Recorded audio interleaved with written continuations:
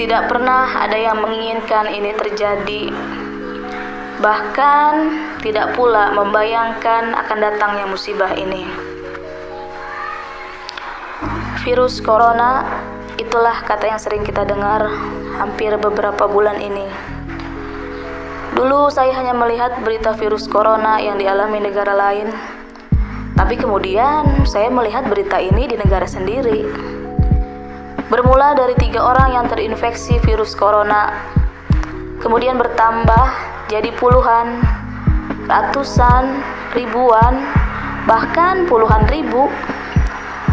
Untuk mencegah makin banyaknya yang terinfeksi virus corona, pemerintah mulai membatasi segala aktivitas di beberapa sektor bidang,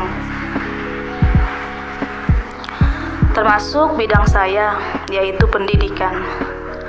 Saya sangat ingat ketika itu kami sedang melakukan ujian tengah semester 2. Dan ketika ujian telah selesai dilaksanakan, diberlakukanlah yang namanya PSBB. Ketika itu, siswa-siswi dianjurkan untuk belajar dari rumah. Seluruh sekolah memberlakukan belajar via online. Mungkin kalau sekolah lain atau sekolah-sekolah di kota-kota besar, belajar online-nya via Zoom. Tapi bagi kami yang tinggal di kampung, belajar via WhatsApp saja sudah sangat bersyukur. Terkadang kami memberikan materi tugas lewat voice note atau mengirim video. Tidak semua orang memahami cara menggunakan Zoom, tapi seperti yang tadi saya bilang, via WhatsApp saja kami sudah sangat bersyukur. Tapi jika melihat di berita, banyak saudara-saudara kami di daerah lain yang bahkan handphone pun tidak punya. Mereka sangat bingung untuk belajar online. Pernah suatu ketika melihat di berita, orang tua yang pinjam handphone tetangganya agar anaknya bisa mengikuti belajar online.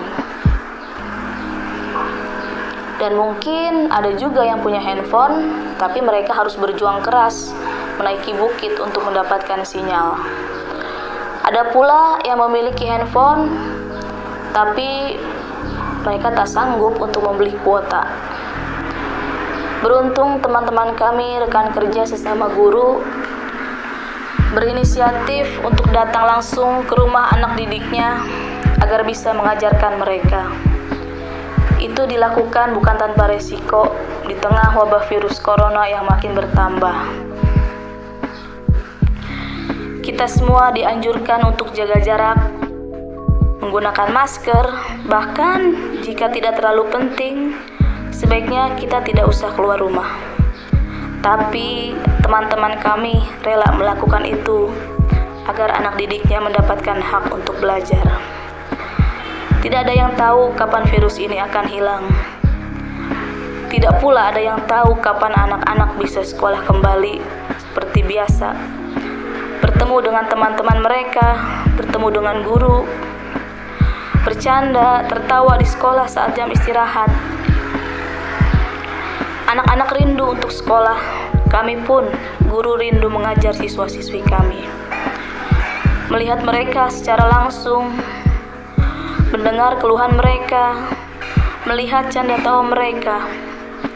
Untuk mengobati kangen dengan mereka, terkadang kami meminta orang tua untuk mengirimkan foto ketika anaknya sedang belajar, atau sesekali kami meminta untuk mengirimkan video agar kami bisa melihat wajah mereka dan mendengar suara mereka. Terus semangat untuk anak-anak seluruh Indonesia.